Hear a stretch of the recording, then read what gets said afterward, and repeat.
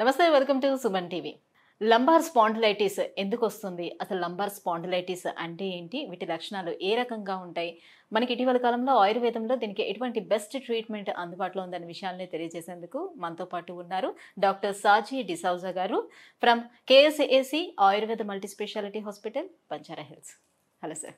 Hi sir, lumbar spondylitis so ఇటీవల కాలంలో చాలా ఎక్కువ మందిలో కనిపిస్తున్నటువంటి సమస్య. ఇది ఏ కారణంగా వస్తుంది? అండ్ మహిళల్లో కూడా ఎక్కువగా కనిపిస్తున్నటువంటి సమస్య. మహిళలకు ఏ కారణంగా వస్తూ ఉంటుంది? ఖచ్చితంగా wonderful question to start with. Lumbar spondylosis అంటే అమ్మా, ఇప్పుడు ఈ ప్రాంతములు ఇది వెన్నుపూస ఎముకలు అనమాట.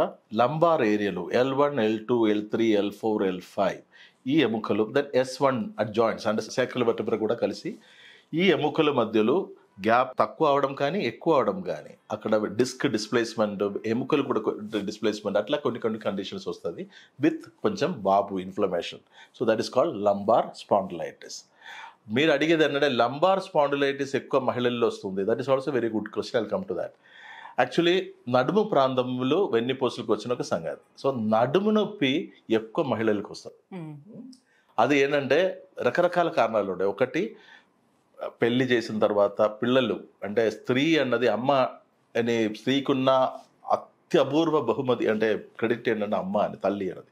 సో ఈ తల్లి అయిన టైంలో స్త్రీ అన్నది ఇంకొక జన్మం ఇచ్చేటప్పుడు ఆ శరీరానికి చాలా రకరకాల లోపాలు, దోషములు జరుగుతాయి. సో ఆ దానిలో ఒకటి నడుము కూడా.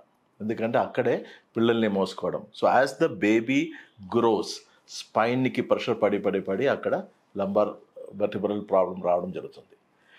దీనికి ముందే ఒక అమ్మాయి వయస్సు వచ్చినప్పుడు, దానిది పీరియడ్ స్టార్ట్ అయినప్పటి నుంచే క్రాంప్స్ దిక్కెళ్ళి నడుముకి మళ్ళీ ప్రెషర్ రావడం జరుగుతుంది. అండ్ ఎవ్రీ సైకిల్లో అది చాలామందికి ఎఫెక్ట్ అవ్వడం జరుగుతుంది. మళ్ళీ అదే విధంగా వైట్ డిశ్చార్జ్ అని కొన్ని ఇష్యూస్ ఉన్నాయి, అక్కడ కూడా నడుము ఇబ్బంది రావడం జరుగుతుంది. మళ్ళీ అమ్మాయిలకని కాకుండా మగవాళ్ళకి కూడా కిడ్నీ సమస్యలు వస్తే కూడా నడుము నొప్పి రావడం జరుగుతుంది. కరెక్ట్. సో లేడీస్కి మాత్రం ఇట్లాంటి గైనక్ ఇష్యూస్ కూడా ఉంది కాబట్టి అన్నిటికీ నడుము నొప్పి దానితో పాటు రావడం జరుగుతుంది. ఇంకా పిల్లలది డెలివరీ అయినాక కూడా సరిగ్గా యూట్రస్ కంట్రాక్షన్ జరగలేదు, లేదా పొట్ట చాలా వరకు కంట్రాక్షన్ జరగదు. ఎందుకంటే ఇప్పుడు సిసేరియన్ అనేది ఒక పెద్ద స్టైల్ జరుగుతుంది. ప్రతి ఒక్కరికి నార్మల్ డెలివరీ ఇండ్యూస్ చేయడం లేదు. 99% అది కూడా ఎలక్టివ్ సిసేరియన్ సెషన్. మంచి రోజు చూసుకొని బేబీని బయట తీయడం. ఓకే. సో బేబీది తలరాత పేరెంట్సే డిసైడ్ చేయడం. సో అట్లా చేసే టైంలో ఏంటంటే ఈ యూట్రస్ కంట్రాక్షన్, అబ్డమల్ మసిల్ కంట్రాక్షన్ జరగడం లేదు. సో అరౌండ్ ద బెల్లీ అక్కడ ఆ ఫ్యాట్ ఎక్కువ, బేబీ పౌచ్ అంటాం, అది మిగిలిపోవడం జరుగుతుంది. That is another one reason for weight gain. Then ఏంటంటే ఇంట్లో ఉన్న పనులు చేసి కంటిన్యూస్గా ఫార్వర్డ్ బెండ్ చేసి వెయిట్ లేపి, అండ్ యాక్చువల్లీ మనిషిది కులం గురించి ఉన్న ఒకటి మనుస్మృతి అంటది, ఒక పుస్తకం. మనకి ఇప్పుడు రకరకాలు ఉండేవి కదా, అక్కడెక్కడ చూడలేదు ఇంట్లో ఉన్న అన్ని పనులు ఆడవాళ్ళే చేయాలని. కానీ మన సంస్కారంలో ప్రతి ఒక్క సంగతి ఆడవాళ్ళ మీద తోసేసి మగవాడు బయట నుంచి ఇట్లా తిరుగుతూ వచ్చే ఒక క్యారెక్టర్గా మారుతుంది. సో ఇది కూడా ఇప్పుడు పని మనుషులు అయితే కూడా ఎక్కువ ఆడవాళ్ళే కదా, అది కూడా కూర్చొని పని చేయడం, గిన్నెలు తోమడం, ఇల్లు ఉడవడం. సో ఇవి అన్నీ చేయడం, గంట కూర్చొని పూజ చేయడం. సో ఇట్లా అని పిల్లలు పెద్దగా టైంలో పిల్లల్ని ఎత్తుకొని వాళ్ళని పోషించు, కడుపులు ఉన్నా ఎత్తుకోవడం వేరు, బయట వచ్చిన తర్వాత కూడా కంటిన్యూస్గా ఎత్తుకోవడం. సో ఇది ఈ కారణాల వల్ల లేడీస్కి ఇది ఎక్కువ. సో జెంట్స్లో అయితే ఎలాంటి సిచ్యువేషన్స్లో చూడొచ్చు ఈ బ్యాక్ పెయిన్ అనేది? పొట్ట ఎక్కువ ఉన్నవాళ్ళు, వేస్ట్ లైన్లు కొంచెం ఎక్కువ వెయిట్ ఉన్నవాళ్ళు, కింద జారి పడడం, స్పోర్ట్స్ ఇంజరీస్, ఇట్లా వెయిట్ లేపడం. ఇప్పుడు చాలామంది ఏంటంటే చిన్న ఏజ్కి ఒక ఇదంటే అందరికి హృతిక్ రోషన్ అవ్వాలి. ఇప్పుడు 50-60 సంవత్సరాలు కూడా షారూఖ్ ఖాన్ ఇంత మసిల్స్ ఎలా పెంచడామని చెప్పుకునే అన్ని గ్రాఫిక్స్ అని చాలా మందికి తెలియడం లేదు. లేదా Salman Khan, these are the role models. So మెడ, నడుము, మోకాలు స్ట్రెంగ్తన్ చేసే ముందే పోయి వెయిట్ లిఫ్టింగ్ చేసేస్తారు. హెల్త్ని చక్కబెట్టుకోవడం కోసం జిమ్కి వెళ్తున్నాము అనే దీంట్లో హెల్త్ని పాడు చేసుకుంటున్నారని అంటారా? Yoga is a very good form of being fit, but అది తప్పుగా చేసుకొని వెన్నుపూసలు పట్టుకట్టేసి లంబార్ సర్వైకల్ స్పాండిలోసిస్ వచ్చి చాలామంది వస్తున్నారు. అంటే 3 రోజులు ఒక యోగా క్లాస్కి వెళ్తే వాడే మళ్ళీ నెక్స్ట్ టైం నుంచి yoga instructor. And there is no proper guidance. And దయచేసి మెడికల్ హెల్త్, మీ ఆరోగ్యం వచ్చినప్పుడు మీరు వెళ్ళేది కరెక్ట్ హాస్పిటలా, ఆ డాక్టర్కి ఈ సబ్జెక్ట్ గురించి అవగాహన ఉందా లేదా, ఎందుకంటే మీ విలువైన ప్రాణ ఆయన చేతులు అప్పచెప్పడం పోయినప్పుడు 2-3 సార్లు ఆలోచన చేయాలి. అంటే ఈ మధ్య కాలంలో సార్ ఇప్పుడు ఆయుర్వేదం మెడిసిన్స్ ఇస్తున్నామని చెప్పి ఒక చిన్న ఒక రూమ్ లో క్లినిక్ లా పెట్టుకొని చాలా మంది జస్ట్ ఓన్లీ 20 రూపీస్ మాత్రమే ఛార్జ్ చేస్తున్నాం అని ఒక పసరు మందులు ఏది వచ్చినా కూడా దానికి ఒక లైక్ ఒక పసరు మందులు లాంటిది ఇవ్వటం చేస్తున్నారు. దాన్ని ఆయుర్వేద ట్రీట్మెంట్ గా చెప్తూ వస్తున్నారు. అది ఎంతవరకు కరెక్ట్ అంటారు? అది if health is lost, everything is lost. Correct. So ఆ హెల్త్కి గార్డియన్గా ఉండేవాళ్ళు ఎవరు? డాక్టర్స్ లేదా మెడికల్ సిస్టమ్స్. సో అది కరెక్ట్గా జరుగుతుందా? Or they following under the parameters of our governing council అనేది మనం చూసుకొని ఒకరికి చెప్పాలి. ఇప్పుడు టెంట్ కట్టుకొని చాలా మంది కూర్చుంటున్నారు ఆయుర్వేదిక్ అని చెప్పుకొని.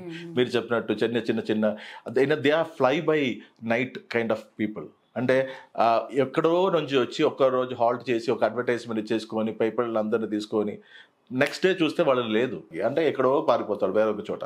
They are called fly by night kind of candidates. So అట్లాంటి వాళ్ళని నమ్మకూడదు. కేఎస్ఎస్సి హాస్పిటల్ గురించి చెప్పాలంటే ఒకటే ఏరియాలో 26 years నుంచి ఉంటున్నాం. We have never shifted the location. Okay, ఒక్క బిల్డింగ్ నుంచి ఇంకా ఒక పక్కకు ఉన్న బిల్డింగ్లో our address is all around this same place. Okay, ఎందుకంటే పేషెంట్ని నమ్మకం అనేది చాలా ఇంపార్టెంట్ అమ్మా. సో మరి దీనికి ఏంటి సార్, ఆయుర్వేదంలో ఎలాంటి ట్రీట్మెంట్ అందుబాటులో ఉంది? సో దాని సిమ్టమ్ ఎలా తెలుస్తుంది మనకి? ఇప్పుడు నడుము దగ్గర వస్తే అమ్మా, ఫస్ట్ నడుము పట్టేయడం అని ఒకటి ఉంటుంది, స్టిఫ్నెస్. తర్వాత అది రేడియేటింగ్ పెయిన్ లాగా వస్తుంది, బట్టక్స్ దగ్గర పెయిన్. తర్వాత కాలుకి అది రేడియేటింగ్ అవుతుంది. మనం లాగడం కానీ గుంజడం కానీ అనే పేర్లు వింటాం అది. దెన్ కొందరికి సయాటిక్ పెయిన్ వస్తే తొడ వెనకాతల నుంచి ఒక నరం ఇట్లా పట్టుకొని గుంజినట్టు అవుతుంది. ఈ కాలు మెల్లగా ముద్దుబారిపోయడం, తిమ్మిర రావడం, మంట రావడం.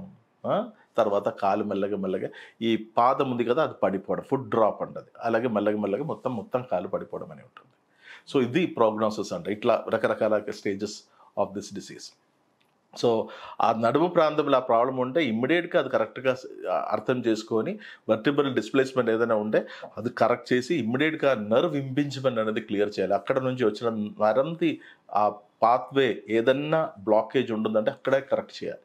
ఇప్పుడు చాలామంది ఏంటంటారు, ఇప్పుడు చెయ్యి లాగడం ఉంది, కాలు లాగడం ఉంది అంటది కదా, ఇది వెన్నుపూస దిక్కెళ్ళి వస్తుందంటే ఎవరికి తెలియదు. ఇప్పుడు మనకి 10 floors ఒక అపార్ట్మెంట్లో మన 5వ ఫ్లోర్లు ఉందనుకోండమ్మా, 9th floorలో మన మెయిన్ పైపులు బ్లాకేజ్ ఉందనుకో, వాటర్ వచ్చిన పైపులు, మా ఇంటిది నల్లు రిపేర్ చేస్తే నీళ్ళు వస్తుందా? ఎందుకంటే ఆ 9th floor బ్లాకేజ్ ఉంటుంది. కరెక్ట్. సో బ్లాక్ ఎక్కడ ఉంది, ఎక్కడ ఇబ్బంది ఉంటుంది, అక్కడ కరెక్ట్ చేస్తేనే ఇవి అన్నీ కరెక్ట్ అవుతుంది. That is what KSSC is all about. Root కాజ్కి వెళ్ళి అది కూడా ట్రీట్మెంట్కి ముందు రిపోర్టు, ట్రీట్మెంట్ తర్వాత రిపోర్ట్. సో పేషెంట్ దగ్గర ఏమీ దాచిపెట్టడం లేదు.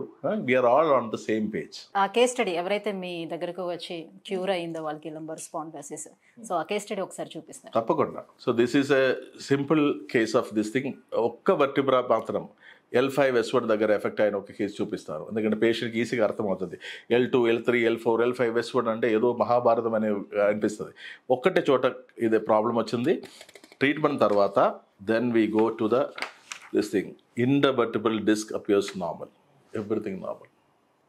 సో దీనికి ఎన్ని మంత్స్ టైం పట్టింది సార్ దీనికి? ఇది జస్ట్ 2 weeks అండి, 14 days. 14 daysలో కంప్లీట్ క్లియర్ అయింది. ఓకే, అంటే కొంచెం సివియర్ అయితే దానికి టైం టేకన్ ఎక్కువ తీసుకుంటుందా? అవును, ఆబ్వియస్లీ కదమ్మా. ఇప్పుడు జబ్బు ముదిరితే దాన్ని బట్టి మనం, ఇప్పుడు జబ్బుకి ఎప్పుడు రోగిది వయస్సు ఇంపార్టెంట్, రోగంది వయసు ఇంపార్టెంట్, వాళ్ళు ఉన్న వాతావరణం ఇంపార్టెంట్, అట్లా ఉంటుంది. And patient psychic important. కొందరు ఒక చిన్న జ్వరంకి కూలిపోతాడు, కొందరు క్యాన్సర్ వస్తే కూడా లేదు I'm going to come out అనే ఫైటింగ్ స్పిరిట్ ఉంటుంది అనమాట. సో నడుము నొప్పితో ఎవరైనా బాధపడుతున్నారంటే ఈ ఫైటింగ్ స్పిరిట్లు లోపల కృషి చేసుకొని రండి, బాకీ మేము చూసుకుంటాం. Right, thank you so much sir. So lumbar spondylosis ఎందుకు వస్తుంది ఏంటి, సో ఆయుర్వేదంలో ఎలాంటి ట్రీట్మెంట్ అందుబాటులో ఉందనే విషయం తెలియజేసినందుకు thank you so much. My pleasure.